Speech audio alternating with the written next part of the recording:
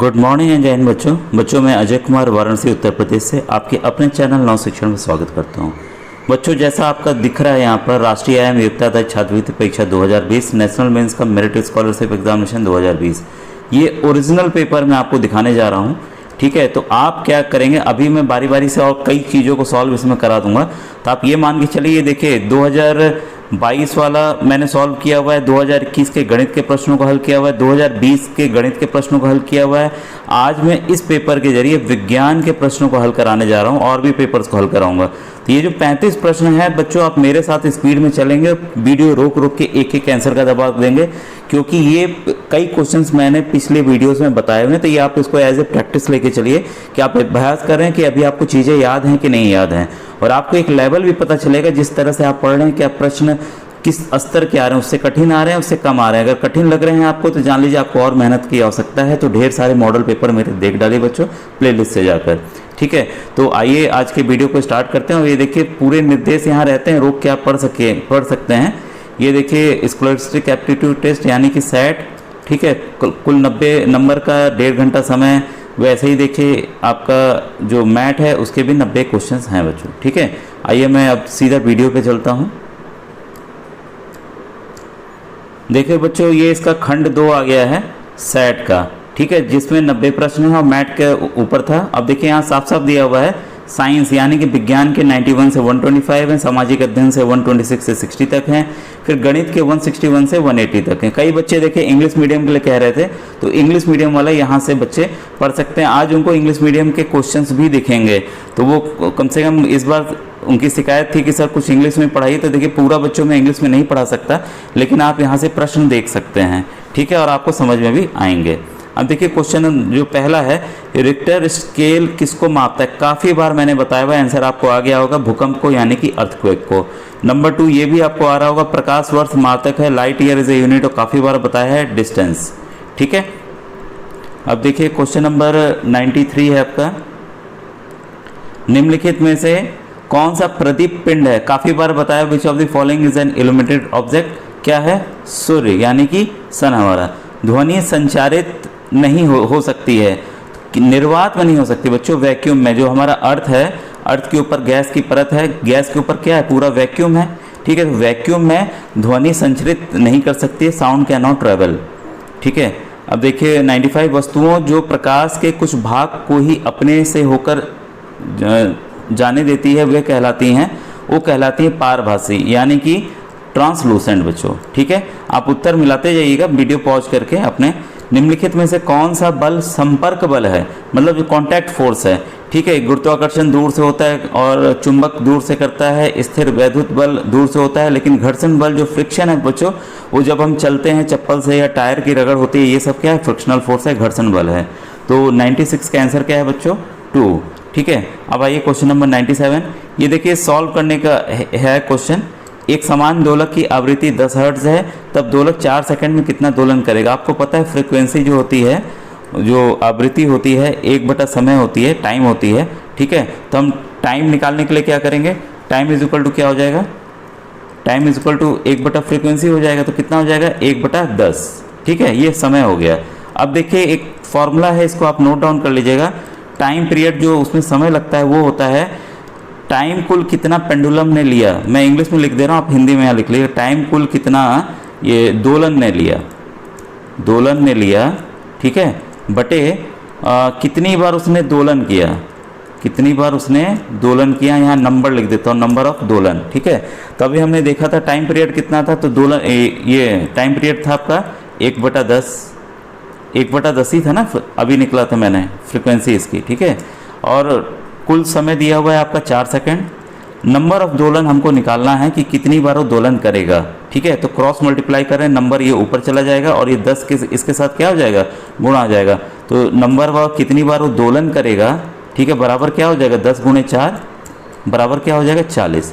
तो वो 40 बार बच्चों 4 सेकंड में दोलन करेगा, इसलिए उसका उत्तर क्या है? 1 है। कई बच्चों को थोड़ा समझ में नहीं आया होगा, अब ये मैं जब साउंड का टॉपिक पढ़ाऊंगा तो आपको ये विधिवत में समझा दूंगा बच्चों।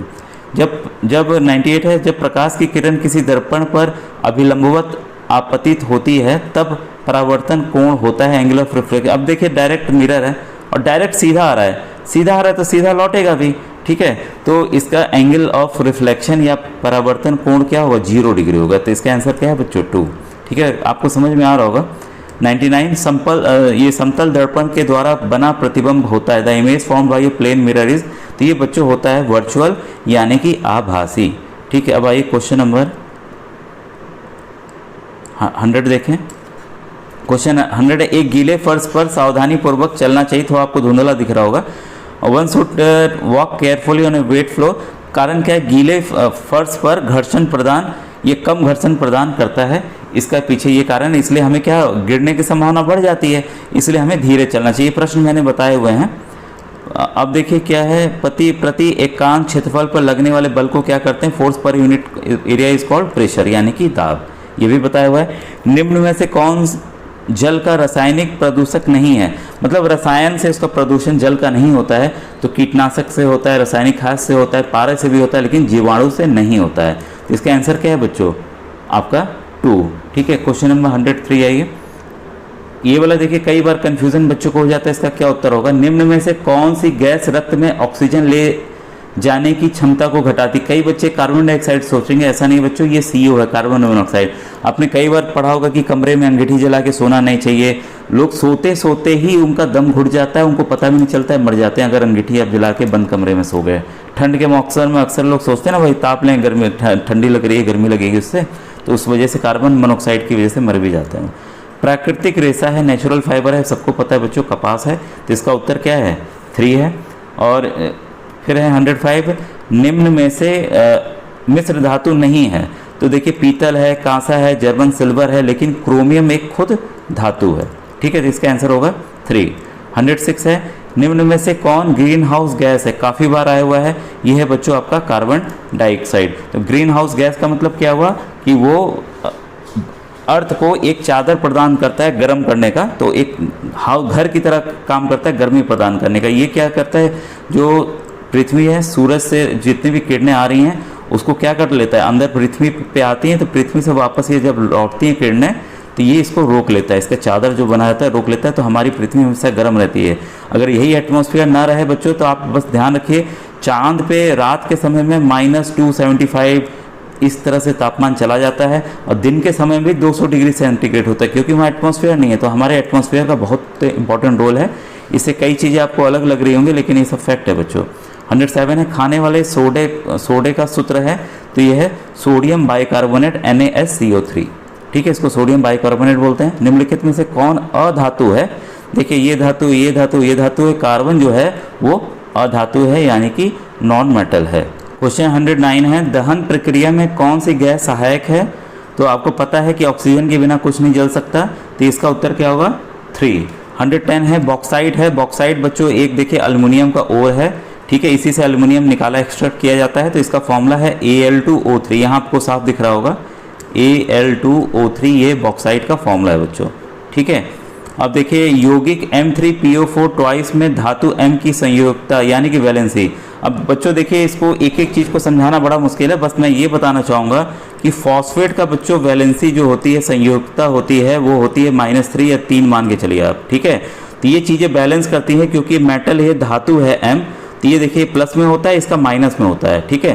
तो क्योंकि देखिए PO4 का कितना है, 3 है, और इसमें देखिए ट्वाइस लगाए, मतलब इसको हमें 2 से गुणा करना होगा, तो 2 से हम गुणा किए तो कितना आ गया, -6, तो M का भी उतना ही होना चाहिए, ठीक है। अब यहाँ देखिए M जो है 3 बार है, ये है -6, तो ये भी -6 होने के लिए क्या करना होगा, 3 को हमें किससे गुणा करना होगा, 2 से गुणा करना होगा, तब ये आएगा ऊपर +6, ठीक है।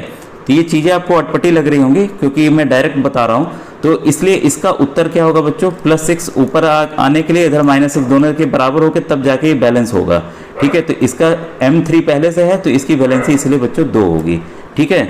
ये देखिए समझना थोड़ा सा कठिन हो रहा है, कई बच्चे लिखते हैं सर समझ में नहीं आए, क्योंकि जब तक आप चैप्टर पूरे उसको ध्यान से नहीं पढ़ेंगे बच्चों, समय काफ़ी कम है, तो चैप्टर पढ़ाने में बच्चों काफ़ी समय लगता है, आपको भी पता है। जब पीरियोडिक टेबल में पढ़ाऊंगा तो आप उससे इन चीज़ों को समझ जाएंगे बच्चों, इसलिए आंसर उसका है 2। 112 है, ओजोन परत क्षरण के लिए उत्तरदायी यौगिक है, डिप्लीशन के लिए ये है बच्चों क्लोरोफ्लोरोकार्बन। रिपीटेड क्वेश्चन है, मैंने कई बार बताया हुआ है। निम्नलिखित में से कौन सी धातु अधिक तीव्रता से ठंडे जल में क्रिया करती है, आपको पता है सोडियम, ठीक है।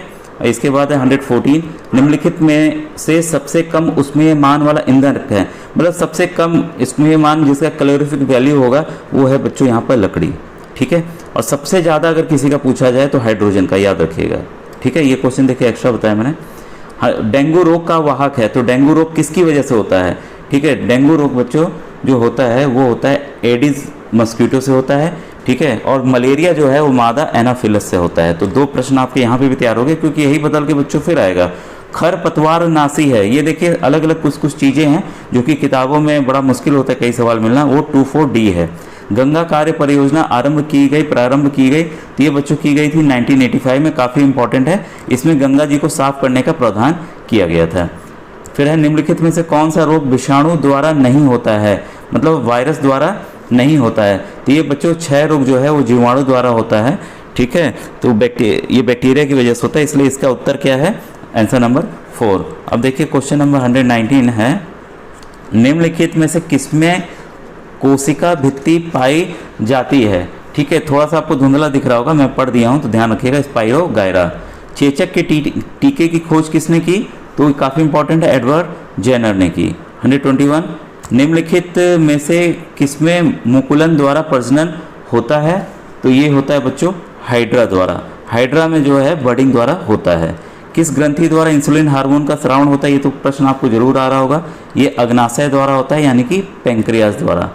123 है, एक टैडपोल जिस प्रक्रम द्वारा वयस्क मेढक में विकसित होता है उसे क्या कहते हैं, उसे कहते हैं मेटामॉर्फोसिस या तो कायांतरण, ठीक है। सबसे पहले किस स्तनधारी जंतु की क्लोनिंग की गई, सबको पता है भेड़ को की गई, शीप को की गई थी, जिसका नाम डॉली था।